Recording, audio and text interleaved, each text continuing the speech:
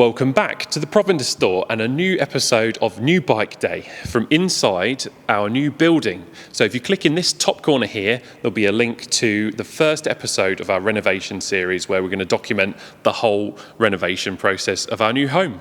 So in front of me here we have the J.ACK, which is our award-winning all-road model and arguably the most spec'd up winter bike in the world. So the J.ACK has clearance for 38mm tyres, 35mm with a mudguard, and Michael's gone for mudguards, and they're a carbon fibre mudguard as well, so they barely weigh anything at all. The frame finish is Pavé finish with our Art Deco graphics pack, so slightly reduced graphic size, a really nice what I call the shutter diamond on the seat tube. And looking down here, it is number 3 of 50 of the J.ACK AM64. So we use ENVE in-route system to completely hide the cables inside the frame for a really sleek appearance. The wheels are AERA AR56 rims, and they are hand-built in our workshop with Michael's choice of hubs. So he's gone for a matte mango Chris King hub, which does add a really nice little pop of colour on an otherwise quite understated looking bike. They're hand-laced with Sapim CX-Ray spokes, brass nipples that won't corrode. So again, as a winter bike, this is like top spec.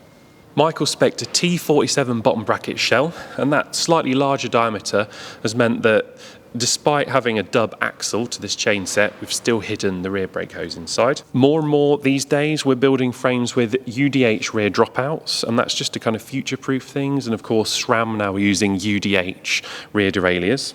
Michael spec'd a really lovely SRAM Red group set, SRAM Red AXS.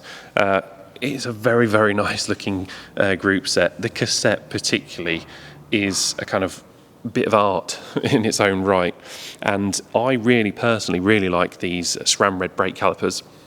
Michael's thinking about hills a little bit with this build. We've got a really nice set of climbing gears, 1036 and 4633 at the front, so should get him up most hills. Going back to the mudguards, so we have a UK-made carbon fibre mudguard here, very elegant. It is painted in a paint code that we've developed ourselves that we call Brevet Black, and it has a slight shimmer to it. So yeah, really, really lovely. Just a very small AE gloss logo at the front.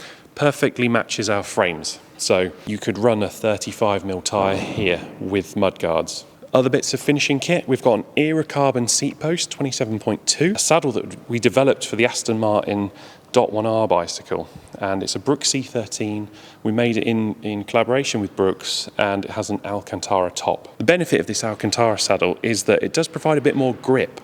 So if you are the sort of rider that likes to be kind of perched in place without sliding around too much, I think you'd probably really like this saddle.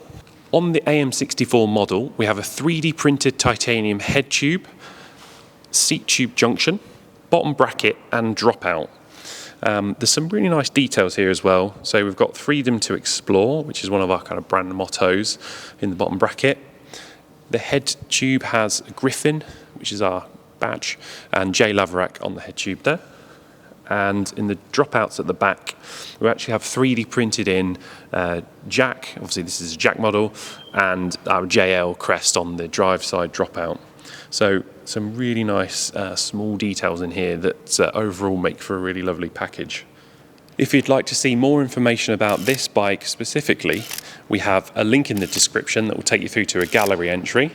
We'll also include a link to the AM64 model, which will give you much more information about the 3D printing option in our range. And don't forget to subscribe. We've got a lot of these really lovely bikes coming through the workshop at the moment. We're going to try and do as many videos as we can on them. Thanks for watching.